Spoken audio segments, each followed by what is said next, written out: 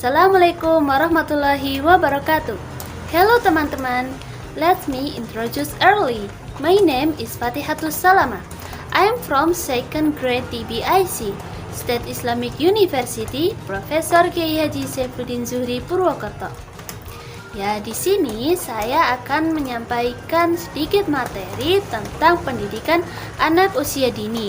Apa sih pengertian dari pendidikan anak usia dini? Macam-macam pendidikan anak usia dini sampai sistem atau tujuan dari pengajarannya tersebut. Nah, langsung saja kita ke pembahasannya. Baik, di sini kita akan mengenal lebih jauh arti dari pendidikan anak usia dini atau yang disingkat dengan PAUD. Pendidikan anak usia dini adalah suatu upaya pembinaan yang ditunjukkan kepada anak sejak lahir sampai dengan usia 6 tahun yang dilakukan melalui pemberian rangsangan pendidikan untuk membantu pertumbuhan serta perkembangan jasmani serta rohani anak agar dapat memiliki kesiapan dalam memasuki pendidikan yang lebih lanjut nantinya.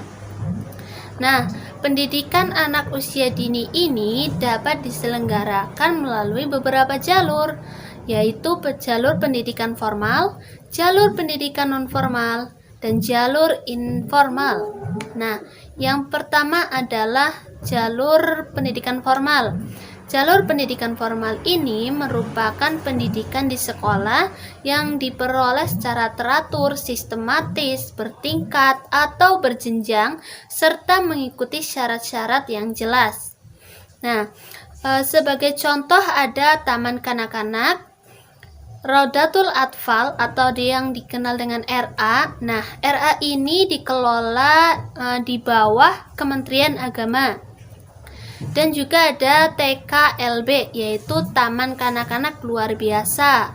Nah, Taman Kanak-kanak Luar Biasa ini ditunjukkan untuk semua anak yang jika ia memiliki keterbatasan dalam fisiknya. Jadi dalam pendidikan ini kita itu sama rata, tidak membatasi siapa yang berhak atau tidak berhak dalam memperoleh pendidikan. Nah, selanjutnya program pembelajarannya itu dengan cara bermain dilakukan dengan pemahaman agama dan akhlak, sosial dan kepribadian, berolahraga, dan memahami pentingnya hidup sehat. Nah, hal ini juga diimbangkan oleh pendidik dengan pertumbuhan fisik serta perkembangan mental anak dan dalam memperoleh kebutuhan dan kepentingan terbaik bagi anak. Yang kedua adalah ada pendidikan non-formal. Nah, pendidikan non-formal ini adalah jalur pendidikan di luar pendidikan formal. Hasil pendidikan non-formal ini dapat dihargai setara dengan hasil pendidikan formal setelah melalui proses penilaian penyetaraan oleh lembaga yang ditunjuk oleh pemerintah atau pemerintah daerah dengan mengacu pada standar nasional pendidikan. Contohnya dari pendidikan non-formal ada KB atau kelompok bermain dan TPA atau taman penitipan anak. Nah, program ini itu biasanya memiliki staf suster atau sukarelawan. Berbeda dengan pendidikan formal, pendidikan ini memperhatikan latar belakang sosial, ekonomi, dan juga budaya dari peserta didik. Namun dalam program pengajarannya itu hampir sama rata dengan pendidikan formal. Yang ketiga ada pendidikan informal. Pendidikan ini merupakan jalur pendidikan keluarga dan lingkungan yang berbentuk kegiatan belajar secara mandiri. Namun, hasil pendidikan informal ini akan diakui sama dengan pendidikan formal maupun non-formal setelah peserta didik ini lulus ujian sesuai dengan standar nasional pendidikan. Nah, selanjutnya ada komponen pendidikan anak usia dini. Yang pertama adanya peserta didik, yaitu anak yang berusia sejak lahir sampai dengan usia 6 tahun. Yang kedua, adanya pendidik. Pendidik itu adalah guru atau pengajar sebagai pembekalan materi. Yang ketiga adalah adanya pembelajaran. Pembelajaran ini adalah materi-materi yang akan disampaikan. Nah, tujuan dari adanya PAUD adalah tujuan yang utama. Ini merupakan untuk membentuk anak Indonesia yang berkualitas, yaitu anak yang bertumbuh dan kembang sesuai dengan tingkat perkembangannya, sehingga memiliki kesiapan yang optimal di dalam memasuki pendidikan dasar serta mengarungi kehidupan di masa dewasa.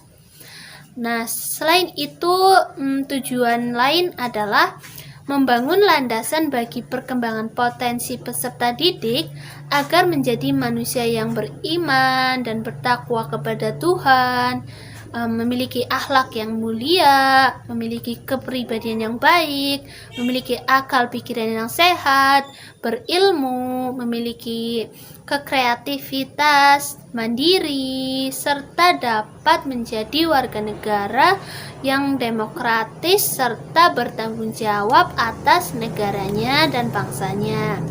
Yang kedua adalah mengembangkan potensi kecerdasan spiritual, emosional, serta sosial peserta didik, karena pada masa emas pertumbuhannya dalam lingkungan bermain yang edukatif dan menyenangkan. Selanjutnya adalah untuk menyiapkan anak untuk mencapai kesiapan belajar, yaitu dalam bidang akademik di lingkungan sekolahnya. Lalu apa itu fungsi PAUD, pendidikan anak usia dini? Yang pertama ada fungsi sosial. Fungsi sosial ini adanya fungsi interaksi antara sesama.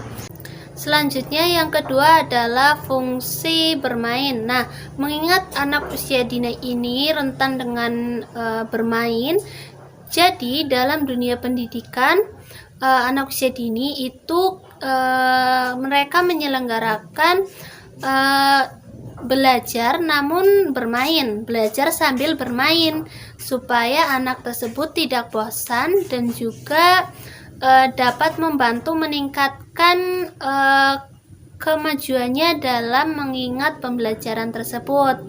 Yang ketiga adanya fungsi adaptasi.